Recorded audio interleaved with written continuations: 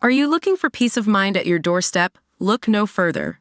With the Blink Video Doorbell, your home's entrance is always within your control.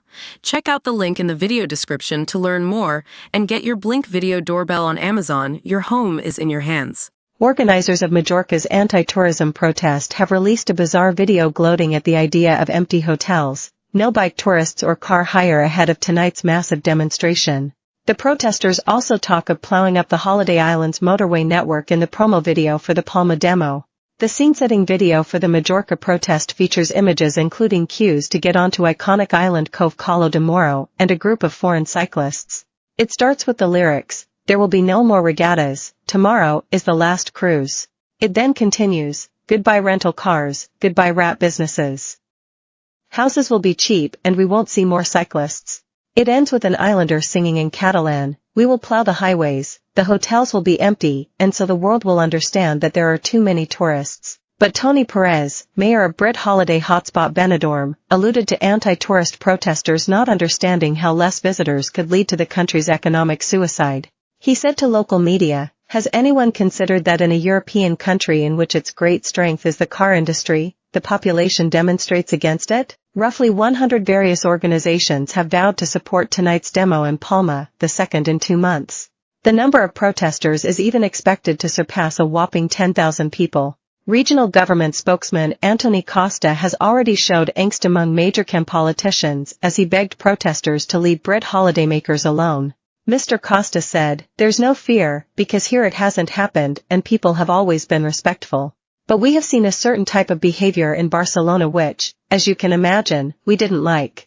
We ask for the utmost respect for those who have decided not to demonstrate and urge those who do protest to do so peacefully and not interrupt other citizens and visitors." Foreign tourists were booed and jeered by some locals as they ate evening meals on terraces in Palma's Whaler Square during the last protest in the Majorcan capital on May 25.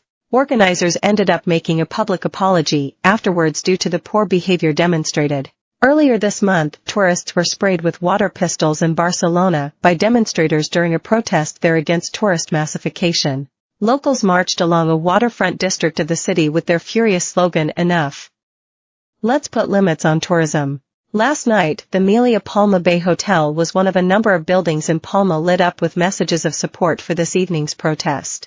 A neon message on the front of the hotel, which appeared around 10 p.m., said, "Let's put limits on tourism." A wave of anti-tourist measures are being implemented across Europe to curb mass tourism in popular holiday hotspots.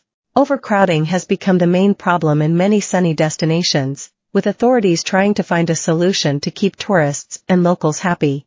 Officials have attempted to reduce the impact of holidaymakers by implementing additional taxes on tourists or banning new hotels. Earlier this year, Venice became the first city in the world to charge an entry fee for holidaymakers after it started charging day trippers €5, £4.30, if visiting the historical Italian center. It was followed by an area in Barcelona which resorted to removing a well-used bus route from Apple and Google Maps to stop crowds of tourists from using the bus.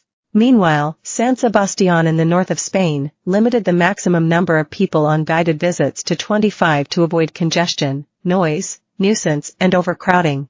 The city has already banned the construction of new hotels. The Spanish government has allowed restaurants to charge customers more for sitting in the shade in Andalusia.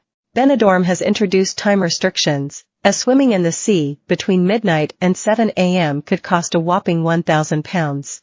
The Canary Islands are also considering adopting measures to regulate the number of visitors and charge tourists a daily tax.